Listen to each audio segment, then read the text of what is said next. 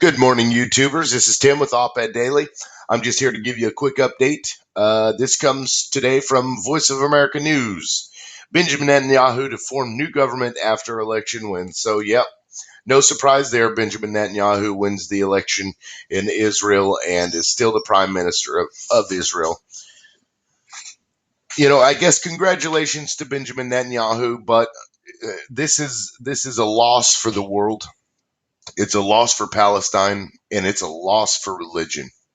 And I say it's a loss for religion because it undermines the decency of what religion is supposed to stand for. Religion is supposed to be, and gods are supposed to be there to send us in the right direction, to guide us into what the God would consider good. I don't know of any religion where the God wants you to act poorly upon another person. Even if that person doesn't believe, at least in Christianity, we're supposed to forgive other people. We're supposed to treat other people, in a good way because they are people. Even if they are, quote, heathens or savages because they don't believe the way that we believe, we're still compelled to treat them with dignity and respect because they are people. But nobody seems to understand that Palestinians are people too. Palestinians deserve to live freely. Palestinians deserve a democracy. Palestinians deserve anything that Palestinians want. And if that means to be able to live peacefully with Israelis, then that's what they need to strive for. Now, I don't believe that Israel deserves the land that they are currently occupying because they stole it from somebody else. But they're there, and we're not going to change that. So I'm not going to say they need to leave. But what I will say is that they need to accept the fact that they are in somebody else's land and that they can live together and coexist peacefully.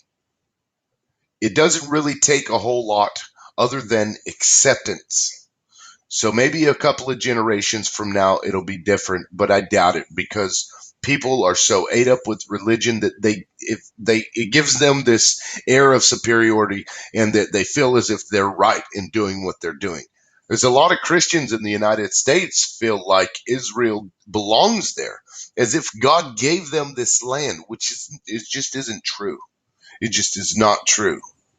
They don't deserve the land. They don't they weren't placed there by God. They were placed there by other countries. They were placed there by other countries, and those countries, including the United States, knew that if they did that, it would cause turmoil, never-ending turmoil in that area, and that's exactly what it did.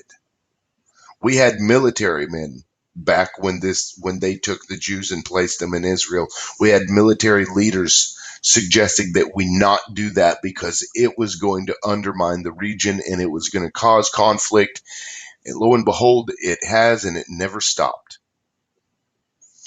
And to the Americans out there that back this terrorist, Benjamin Netanyahu, all I can say is that when you use religion to justify murder, to justify imprisoning people in their own lands, to justify torturing and emaciating the people, you are no better than ISIS.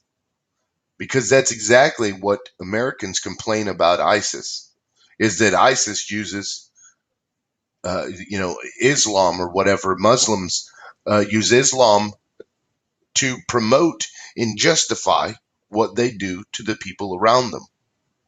So how is that different from what Israel is doing to Palestine and the fact that Americans agree with it? It's no different.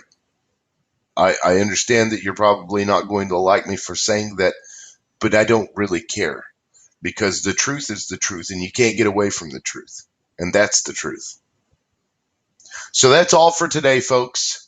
Benjamin Netanyahu is still the prime minister. We all knew it was probably going to happen. But if you like the way I present the news to you, then go ahead and subscribe. I'm going to be continuing to release these little tidbits along with my opinions on them throughout the day.